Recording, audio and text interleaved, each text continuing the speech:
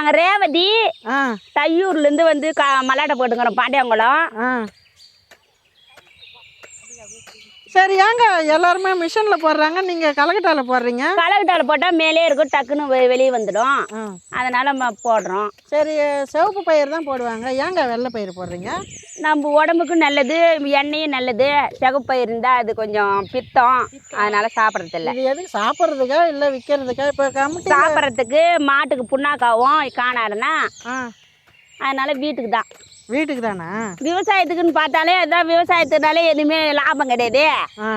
ஆள் கூலி உரம் எல்லாம் போட்டும் விவசாயத்தில் ஒன்றும் கிடையாது. அங்கே போனால் கமிட்டிக்கு போனால் ரேட்டு கம்மியாக போகுது, மீது எல்லாத்துக்கும் விலைவாசி ஏறுது, விவசாயத்துக்கு மட்டும் விலைவாசி கிடையாது. நீங்கள் எத்தனை மணிக்குக்கா வந்தீங்க வேலைக்கு? நாங்கள் 6 மணிக்கு வந்து 10 மணிக்கெல்லாம் போயிடுவோம். ஓகே.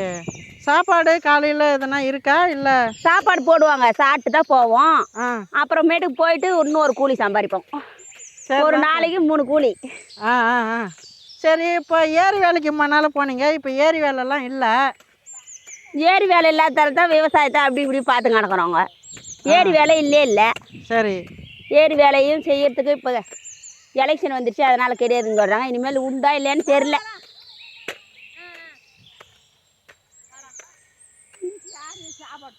இந்தம்மா என்னம்மா, நீங்கள் இப்போ மல்லாட்டு போட்டு முடிச்சிட்டிங்களா?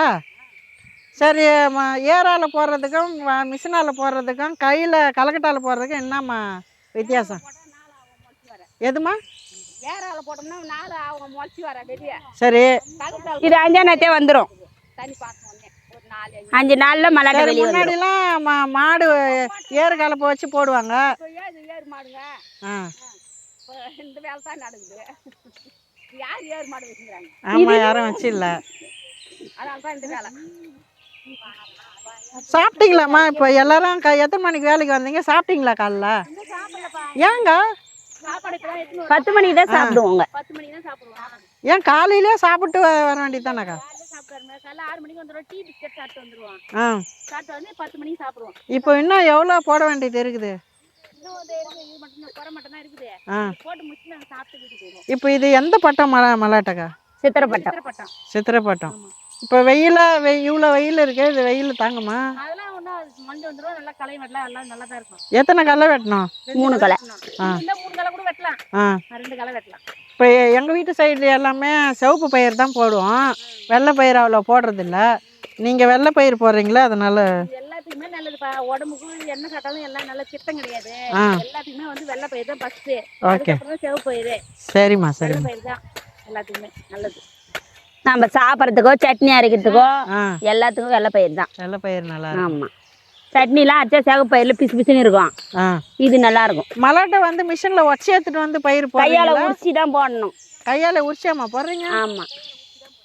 ஓகே, மிஷினில் உரிச்சிட்டு எடுத்துனா தான் போட முடியாதா? இல்லை பயிர் பழுதாயிடும், அதில் போட்டா ஒன்று மொழியும் ஒன்று மொழியாது, பயிர் பழுதாயிடும். சரி சரி, இப்போ மறுபடியும் ஏரி வேலை வச்சா போயிடுங்களாம்மா? இல்லை விவசாய வேலையை மறுபடியும்? எல்லா வேலையும் தான் செஞ்சாகணும். ரெண்டுத்தையுமே செய்கிறீங்களா? சரிம்மா சரிம்மா, நம்ம ஊருக்கு வர பஸ்ஸு ஒரு வீடியோ எடுத்துடலாமா? நீங்கள் எல்லாரும் தையூராம்மா இல்லை இந்த ஊரேவா? நாங்கள் எல்லாம் தையூர் தான். தையூர் தான். சரி, இது எத்தனை நாளில் அறுவடைக்கு வருமா? எத்தனை களை வெட்டணும்? 90 நாள். 90 நாள். 90 நாள். 2 களை வெட்டினா போதுமா? 3 களை. 3 களை வெட்டணுமா? ஆமாம். சரி சரி, இல்லைன்னா 2 களை. ஆனால் உன் பேர் என்னயா? உன் வயசு என்ன ஆகுது? என் பேனா ஒரு 70-80 வயசு இருக்கும். சரி, எதனா ஒரு நாட்டுப்புற பாட்டு ஒன்று பாடம். இப்போ எல்லாமே வெயில் வேலை செய்கிறீங்க, ஒரு பாட்டு பண்ணினா குளிர்ச்சியாக எல்லாம் குளிர்ச்சியாக இருக்குமா? சரி, சொல்லட்டா? பாட்டு பாடு எதனா. மாமா திம்மாக்கு தானா வந்தவில்ல, மாமா என்னாதடா, என்ன மாமா என்னாதடா. என்ன உங்க வீட்டுக்காரன் நினச்சி பாடுறியா? சீரக பாத்தி கட்டி செடிக்கு செடி புஞ்சமிட்டு சீமாட்டியார் வந்ததன்ன சின்ன பொண்ணு நடைய சாப்பு சின்ன ரோசாப்பு ஒம்பேர சொல்லும் ரோசாப்பு காற்றில் ஆடும் தனியாக உன் பாட்டு மட்டும் துணையாக மனசெல்லாம் பந்தலிட்டு மல்லி கொடியாக உண்ண வச்ச உசுருக்கு கோயில் கட்டி உன்னை கொடமச்சி கொண்டாடின மழை பெஞ்சாதானே மண் வாசம் உன்னை நினைத்தாலே பூவாசன்னா வாழ போல மூத்திருப்பேன்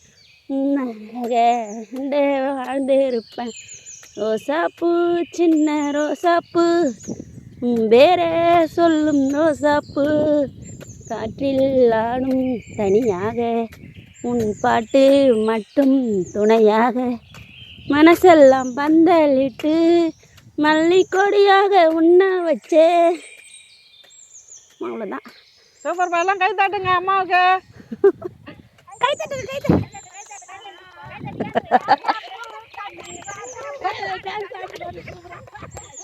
சூப்பர். இந்த வெயிலுக்கு நீங்கள் பாட்டு பாடினது அவங்களுக்கு களைப்பில்லாத செய்கிறாங்கப்பா.